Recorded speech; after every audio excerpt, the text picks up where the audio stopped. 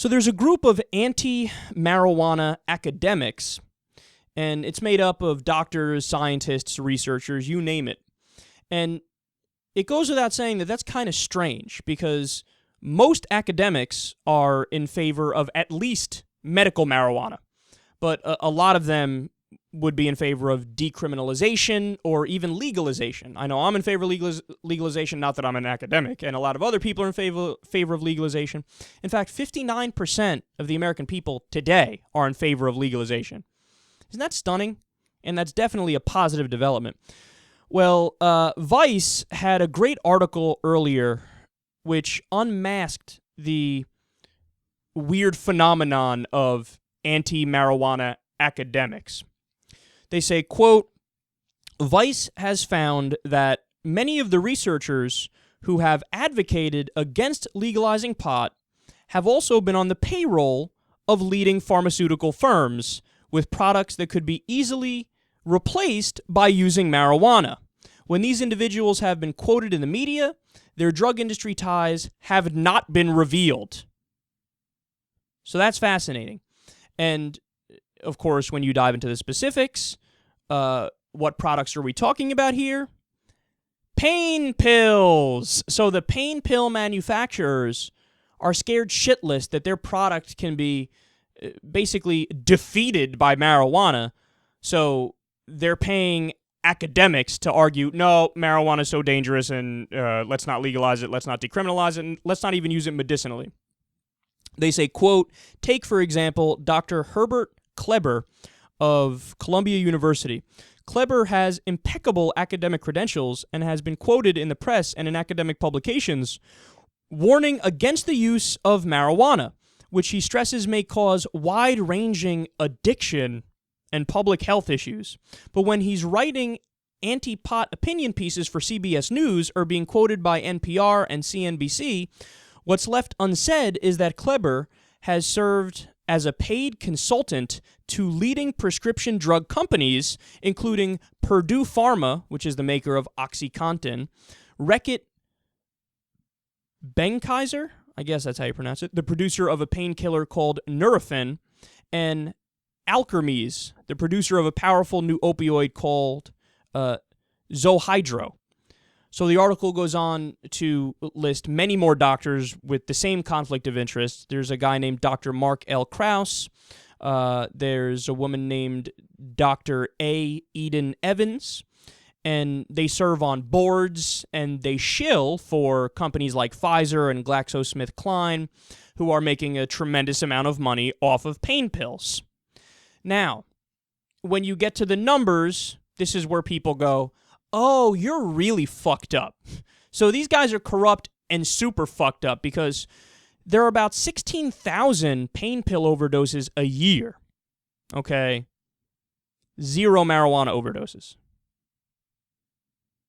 So if you're blocking marijuana from being used medicinally or recreationally or whatever, but you're defending, as you are because you're getting paid by these companies, the use of Vicodin, Percocet, OxyContin, Oxycodone, you name it, well, look in the mirror, man.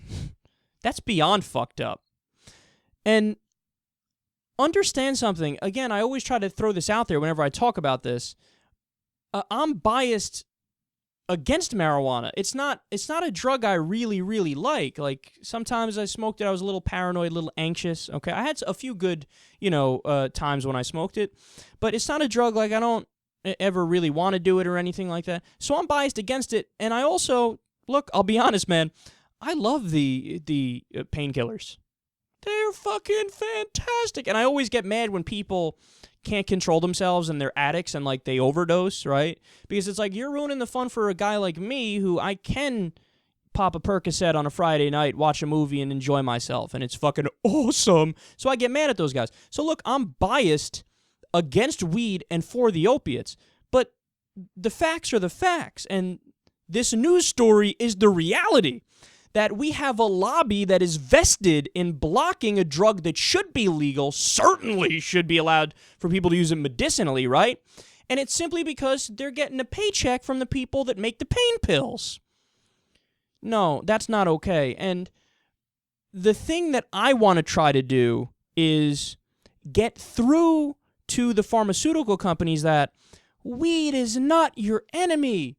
In fact, look, I prefer that the big pharma companies make money off of marijuana over a fucking drug cartel which beheads people in the middle of the street and terrorizes places in Mexico and Central America. As much as I hate big corporations and, Wall Street or whoever, I would much rather they make money off of weed than fucking people fighting a literal drug war on the border. So why don't you get in on it? Why don't you invest in it? Why don't you make your connections and you get your hands on weed and you have sway with the government, lobby the government to legalize it, and then you make money off of it? I would like you to make money off of it. Okay, look, and the final thing I'll say is this. I think the fear that marijuana is going to, crush the pain pill market, I think that's bullshit. I really do. Because I've taken both. I know the symptoms and the effects of both. The high is different. The feeling is different. Maybe some people get the feeling where marijuana relieves their pain in a very similar way to the way that opiates relieve your pain. But I think it's a very different thing.